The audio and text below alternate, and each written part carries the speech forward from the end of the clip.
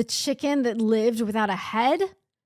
I kid you not, this is a true story. Imagine this with me. You go out to the coop ready to grab a chicken to cook for supper.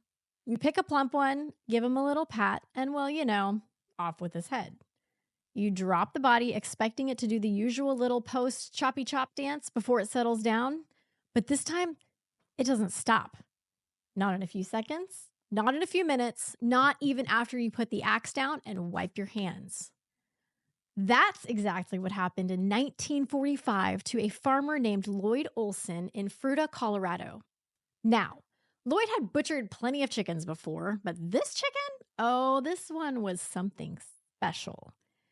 He thought he'd done the job, but this time, instead of flopping over and fading away, this rooster just kept moving. Not only moving, but walking around, standing, and trying to peck for food with no head. Now, at this point, Lloyd had to be thinking, well, this is new. So he did what any ethical farmer would do. He left it alone, expecting nature to take its course. Except, come morning, there it was, still alive, still standing, still acting like a very confused but very real living chicken with no head. And that's how Miracle Mike, the headless chicken, was born. Don't believe me? You can look it up. CNN, Time Magazine, and even the Smithsonian in Washington, D.C. have covered the facts. Now, if you're wondering how on earth is it even possible, here's the deal. Turns out, chickens don't need their entire brain to function. Their brainstem, the part that controls basic movements and reflexes, is located further back in the skull. So when Lloyd swung that axe, he somehow missed most of it, leaving just enough for Mike to keep breathing, moving, and, well, living. But here's where it gets even crazier.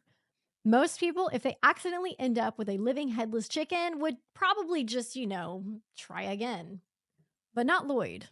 No, he saw an opportunity. He realized Mike wasn't just surviving, he was thriving. So he started feeding him, giving him a dropper with milk and water, and even dropping bits of grain right down his open throat. And wouldn't you know it, Miracle Mike gained weight. He went from 2.5 pounds to 8 pounds. That's right, Mike wasn't just not dead, he was actually getting healthier. Now, at this point, word got out. Like, people had to see this miracle chicken. And that's when Mike went on tour. He traveled all over the country, drawing crowds of people who paid good money to see the chicken that refused to die. He even had his own manager at one point. Miracle Mike was making Lloyd Olsen about $4,500 a month, which, adjusted for inflation today, would be nearly $70,000 a month. That's right. Miracle Mike went from being dinner to being a celebrity, raking in the big bucks for Lloyd. But, like all great stories, this one had to come to an end. One night, while on the road to Phoenix, Arizona, the headless chicken started choking. Normally, Lloyd had a little dropper to clear his throat, but this time he didn't have it with him. And just like that, after 18 months of living the impossible, Mike the headless chicken passed away. And his legacy? Oh, it's still alive. Every year in Fruita, Colorado, they celebrate Mike the Headless Chicken Day, complete with a 5K run, a chicken dance contest, and even chicken-themed games. You can actually go find it on Facebook. And that, my friends, is the story of Mike the Headless Chicken, the bird that refused to die.